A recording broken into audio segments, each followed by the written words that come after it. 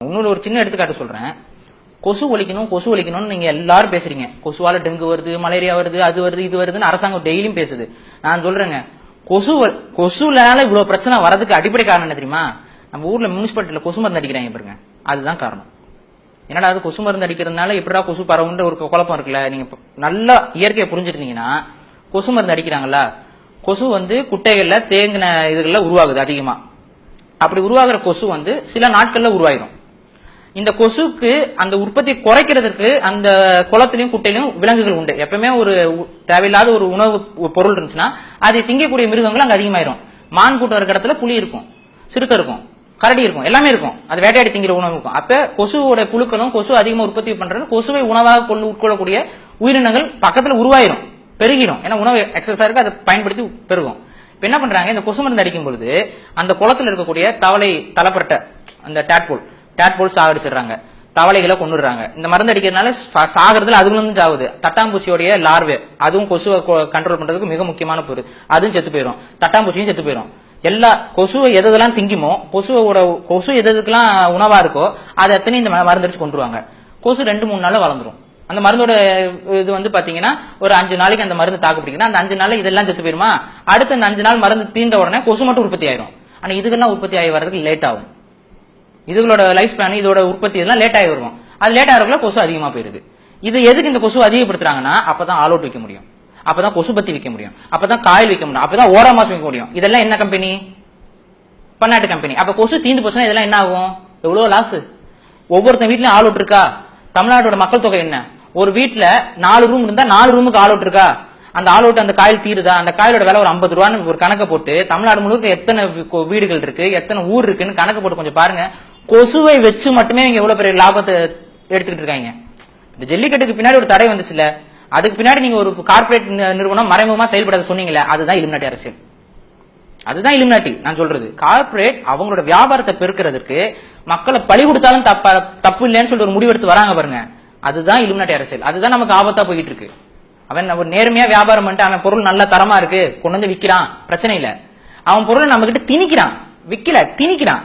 திணிக்கிறதுக்கு நம்ம மக்களை மூளைச்சலவை செய்யறது. எடுத்துக்காட்டுக்கு சில ஆண்டுகளுக்கு முன்னாடி டெலிவிஷன் தொலைக்காட்சிகள்ல ஊடகங்கள்ல உங்களுக்கு தியேட்டருக்கு போனா என்ன கறியிலையா பல்லு விளக்குறீங்க, அதெல்லாம் விளக்காதீங்க. ஒரு பயில்வான் பேசுவாரு, கறியில பல்லு விளக்காதீங்க, உப்புல பல்லு விளக்காதீங்க, பேஸ்ட்ல விளக்குங்க. விளம்பரம் பண்ணாங்களா இல்லையா? எல்லாரும் பார்த்தா இப்ப பேஸ்டுக்கு மாறணும், பல்பொடிக்கு மாறணும்.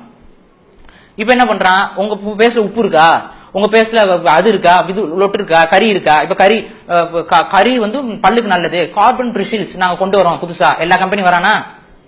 அதை தானே நம்ம யூஸ் பண்ணிட்டு இருந்தோம். அதை நம்ம கிட்ட இருந்து புடுங்கி இப்படி கொண்டு விடுறது. மஞ்சள் தேய்ச்சி குளிச்சிட்டு இருந்த வரைக்கும் பெண்களுக்கு ஸ்கின் கேன்சர் வரல, பிரஸ்ட் கேன்சர் வரல, ஒரு மண்ணு வரல. மஞ்சள் போட்ட தாலி போட்டிருக்கும் போது மஞ்சள் பட்டுக்கிட்டே இருக்கும், பிரஸ்ட் கேன்சர் வரல, ரெடியூஸ் ஆச்சு. இப்ப என்ன பண்றாங்க, அதெல்லாம் பயன்படுத்தாதீங்க, அதெல்லாம் முட்டாள்தனம். மஞ்சள் போட்டா உங்களுக்கு அது பட்டிக்காடு. உடனே சினிமால எல்லாம் மஞ்சள் தேய்ச்சிட்டு வர பொண்ணு பட்டிக்காடுன்னு சொல்லி காமிச்சு இப்ப என்ன ஆச்சு, யாரும் மஞ்சள் தேய்ச்சி குளிக்கிறது இல்ல. இப்ப என்ன ஆகுது, ஸ்கின் ப்ராப்ளம் வருது. ஸ்கின் ப்ராப்ளம் வரும்போது என்ன ஆகுது, ஃபேஸ் கிரீம், அதுக்கு டாக்டர், அதுக்கு ஒரு தனி படிப்பு, அதுக்கு தனி மருந்து, அதுல ஒரு பார்மசூட்டிக்கல் கம்பெனி, எவ்வளவு வியாபாரம். கார்ப்பரேட் கம்பெனிகளை இயக்குறதே இந்த இலுமினாட்டிகளா தான் இருக்காங்களா? இப்ப நீங்க இந்த உலகத்தோட கட்டமைப்பு இன்னைக்கு வணிகத்தால தான் இருக்கு. இப்ப நீங்க ஒரு சைன் யோசிச்சு பாருங்க, வணிகம் இல்லாம நம்மளால செயல்பட முடியுமா? முடியாது. இப்ப உங்களுக்கு இப்போ ஒரு பிரெட் வாங்கணும்னாலும் கடையில போய் வாங்குறீங்க.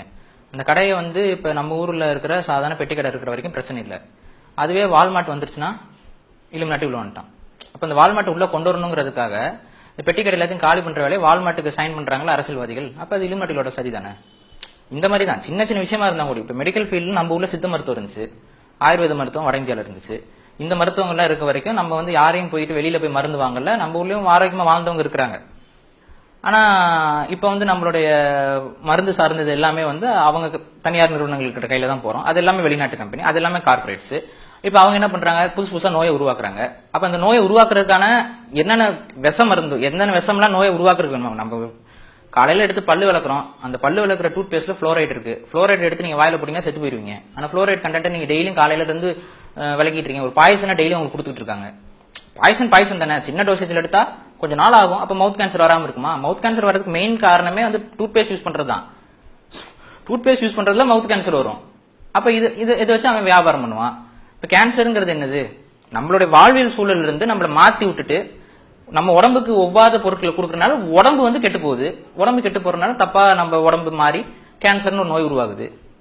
இது இப்படித்தானே நடக்குது. அப்ப இதுக்கு பின்னாடி இருக்க எல்லா வரத்துக்கும் அவங்க கட்டுப்பாட்டுல இருக்கு. அப்ப அதனாலதான் இப்ப நடக்கக்கூடிய அத்தனை செயலுக்கு பின்னாடியும் இந்த வணிக நிறுவனங்கள் இருக்கு. வணிக நிறுவனங்களுக்கு பின்னாடி இந்த மறைமுக அரசியல் இருக்கு. இந்த மறைமுக அரசியல பேசாம இந்த வணிக நிறுவனங்களை நம்ம பேசி வேஸ்ட், ஒண்ணுமே பண்ண முடியாது அவங்கள. அப்ப அதாவது எதிரி யாருன்னு நமக்கு தெரியாம சும்மா பேசிட்டு இருந்தா நமக்கு புரியாதுல்ல. அந்த அடிப்படையில எல்லா இலுமினாட்டி